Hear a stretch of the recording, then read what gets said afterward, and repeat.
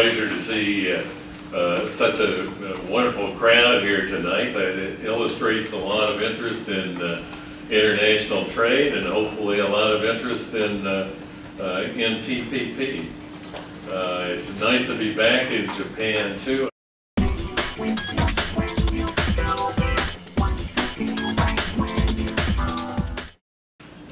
As Mr. Hanyu said, it would be good if we could achieve trade liberalization on a multilateral basis through the World Trade Organization. That's what many of us were hoping for. Clint Fukushima is sitting here in the front row. He worked for me at USTR when we were in the middle of the Uruguay round of trade negotiations. There were about 100 countries sitting around the table at that time, and we were able to get that exercise launched, as Glenn will remember, and later on it was brought to a successful conclusion. It took 8 years, which was longer than we had hoped, but at least it got to a conclusion. More recently, the World Trade Organization has had the Doha negotiations, as Mr. Hanyu indicated. But unfortunately, those negotiations have been going around in circles for more than a decade now, and thus far have produced no work product of any kind. And that's what TPP is all about. It's clearly what many people would say is the only act in town these days, the only thing worthwhile happening in trade negotiations. It's probably the best act in town. There are other negotiations underway around the world, but in my judgment there is nothing that elsewhere in the world that has the potential of TPP.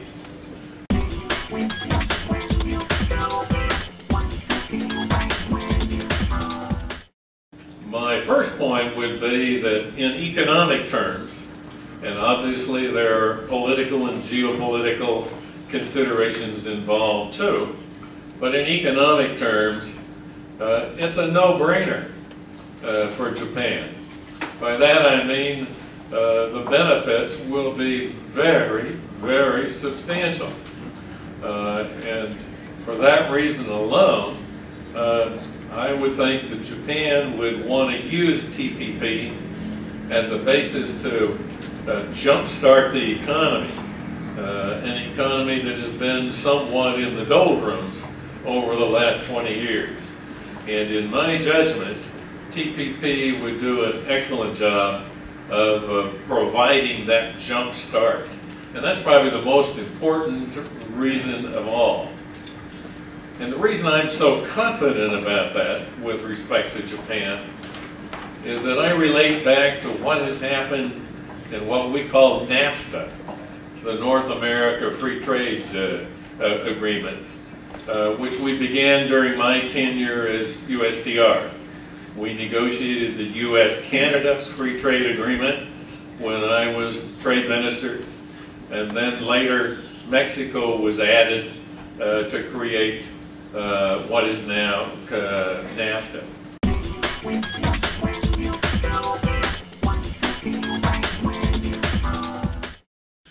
My second reason for believing Japan ought to join TPP is because the neighbors are either there or they're going to be there.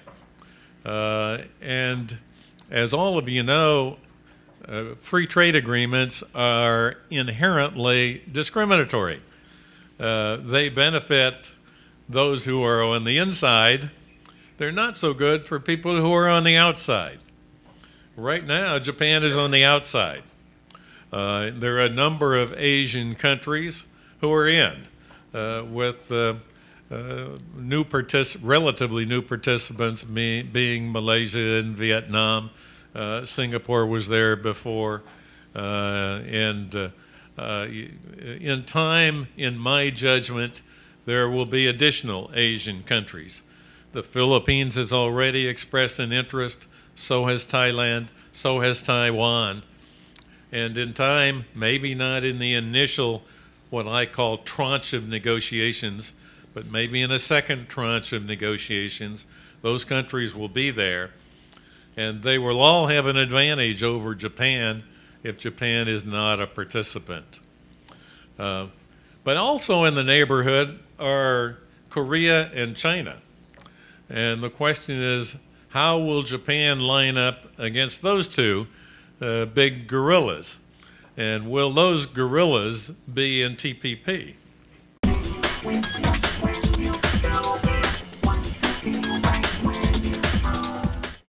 The other point I would make is that TPP could provide Japan with opportunities to reform segments of its economy that merit reform.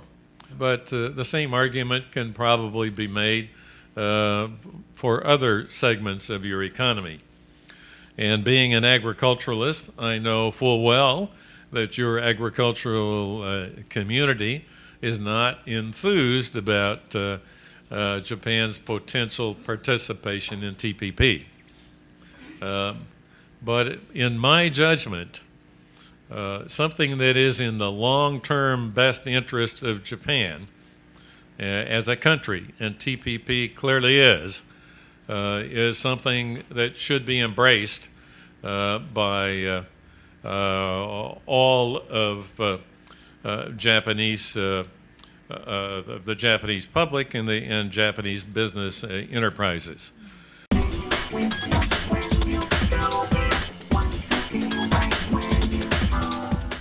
Let me switch to the other side then and talk for just a little bit about why I think the other participating nations in TPP ought to welcome Japan. As you probably know, most of the participating nations have said okay to Japan. The U.S. has not yet said okay.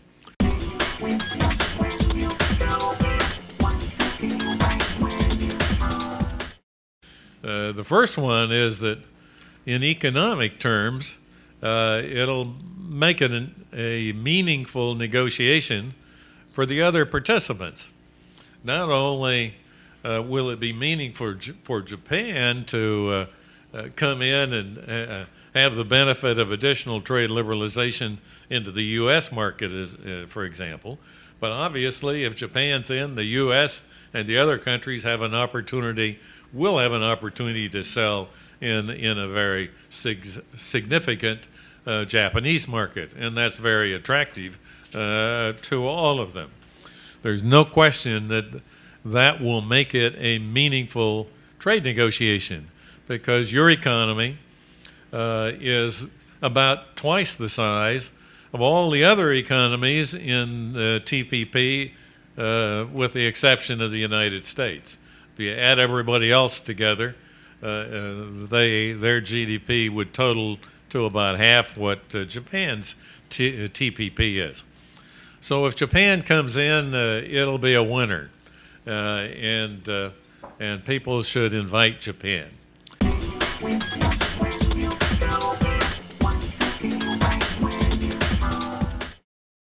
Japan may never come into TPP, and that would be a real loss for the rest of the countries as well as for Japan.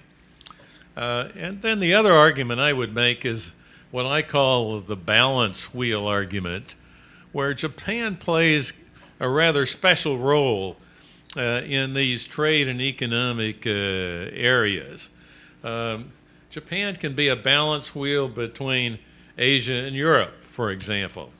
It can be a balance wheel between China and the U.S. You're kind of situated in economic terms, geopolitical terms, in a good location to make sure that this all fits together in a sensible way. And that's important to all of us, including to Japan itself. And then finally, I would say Another reason for inviting Japan in is because your negotiating team is ready to go. They can hit the ground running, which is not true of a lot of other countries. So that's the final reason.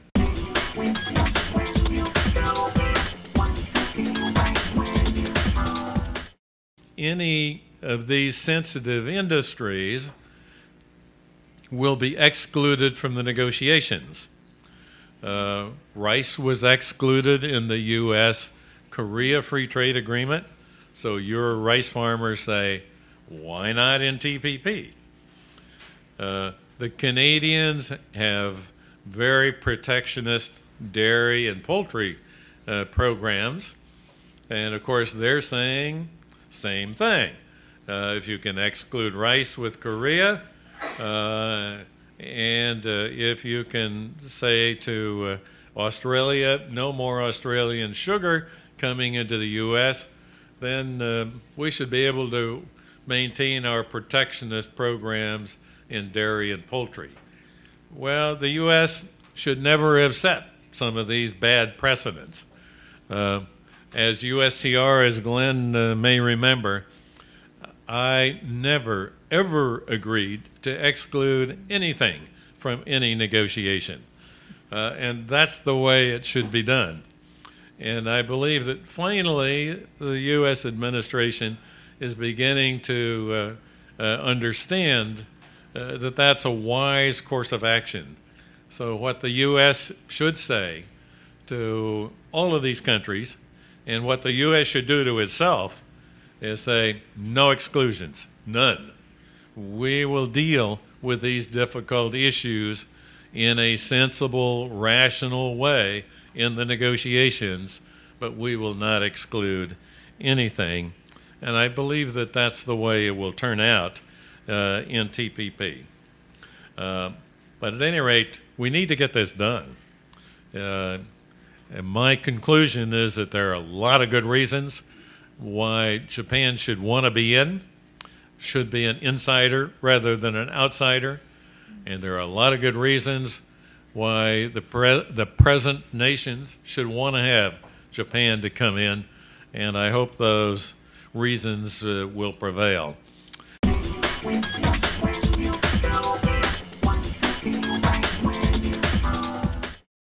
Good questions. So I can see China joining TPP X years down the road, but not as a bolt-on. In other words, China is not about to accept everything that's there any more than Japan is. It's going to want to have a full-scale negotiation, if you call it that, if and when it were to join TPP.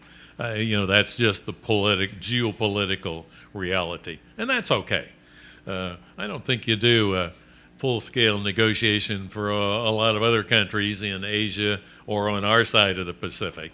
You do get a bunch of bolt-ons, countries that will accept what is there, maybe verbatim, or if not verbatim, with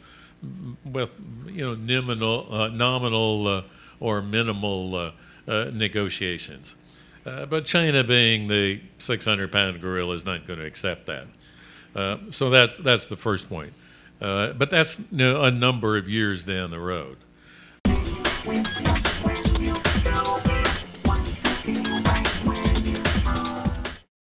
Okay, I would go back to the comments I made about NAFTA and what has happened with the explosion of trade that took place between the U.S. and Canada and the U.S. and Mexico. And explosion is really the right word. If TPP would provide for that kind of explosion in Japan with a very substantial increase in trade with the other TPP nations, that's going to,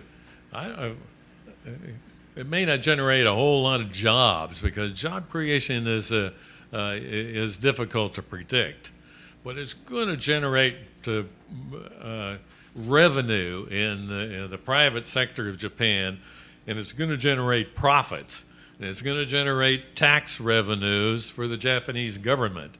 And so the benefits to the to that part of Japan will come indirectly, if you will. Now, I can't say to what degree the Japanese government will take some of those additional tax revenues and invest them in that part of Japan. That's a decision of your government, of course, not my decision. But the additional revenues are going to be there.